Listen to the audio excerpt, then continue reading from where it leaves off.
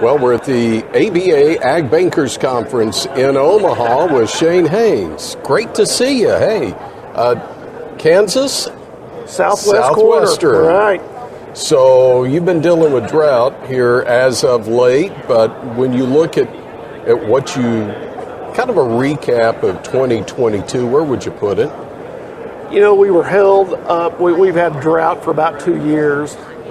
Fortunately, we had some high prices, so our insurance has kind of kept us afloat. That only works for so long. So what we're really looking at next year, we're kind of moving from 22 into 23, looking at cropping plans, cash flows, that sort of thing, and really worried about input prices. One, availability, and two, what those are going to cost to get them. So you talk about the input prices. Obviously, we had some fertilizer issues to start the season. We did. Those input prices, that's just one part of it. You've got the diesel as well. Big concern there? Sure. Yeah, with all of them. The chemicals have been hard to come by. So as we move to a more non-tillage, less conventional tillage, so we rely on those chemicals, rely on the fertilizer, we have to have diesel. And so, yeah, all of those have been scarce and up 500%. And we're looking into next year with still in drought conditions, higher input prices, and we're looking at the insurance isn't going to be there because we've had a couple of bad years. And so our guarantee is going to be less even if prices remain high because we have 2 years of poor production. So, yeah, next year's it's a real hard thing to kind of start nailing down on their cash flow. Through all these challenges, have producers been able to make their way through the year? Will we end up losing a few? I don't think so. A couple of things. They have been very vigilant with their balance sheet, and they've made some good decisions. They're coming into this strong financially. Cash is what's hurting now. Liquidity and the working capital is what's kind of deteriorated over the last couple of years. So now their concern is what are interest rates going to do? And they're really looking hard at all rates on their real estate that reprices every 3 to 5 years, but they're really looking at those operating notes that have gone up 300 and 500% over the last 2 years. Let's talk about, for a moment, interest rates as well. We've seen those inching up higher. How will that affect producers? It's going to be substantial. One of the things we look at is we shock our loan portfolio for a 300 basis point increase. You know, I've done this 30 years and 300 points, well, that's a worst case scenario. We get one more rate hike, we're going to see a 400 basis point increase. And so that's a significant change.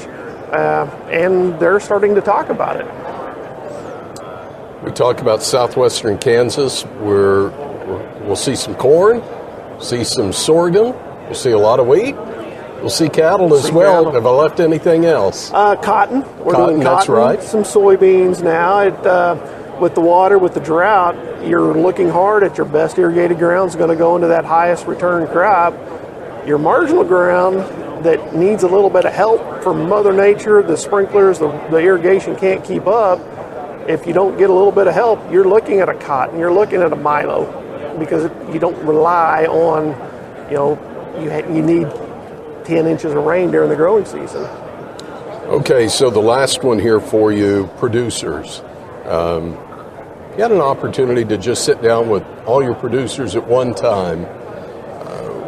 As you look towards 2023, what would you say?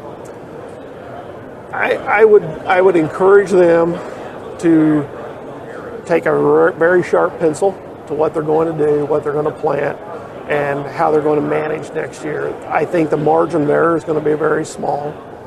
We can only do so much on interest rates. We can only do so much on restructuring. We feel like they've come into this time as strong and as well structured as we can get them. So I would ask them to take a very close look at everything that they're doing. If it makes economic sense, then let's throw out the numbers and let's talk about it. Don't just do it that way because we've done it that way in the past. It's great to see you. ought to throw this in, the fact that you are coming off of the ABA Yes. Ag Bankers Board, but you are chair of the Kansas Bankers Association. Yes. Tell me about the KBA. Oh, it's a great opportunity. It's a great organization. KBA represents almost every Kansas bank. We have a great group of bankers. Still have 200 banks in Kansas, which makes our local banking strong in Kansas, but also makes our association strong, because we have large banks, small banks, community banks, regional banks. We have a little bit of everything. Our KBA is able to get involved with so many different areas and support bankers as bankers support their customers in our community. So we're very proud to be chairman of KBA. It's a great opportunity to meet bankers and travel the state, and I've enjoyed this opportunity, this challenge. From the ABA Ag Bankers Conference in Omaha, I'm Tony St. James. It's the Agribusiness Report.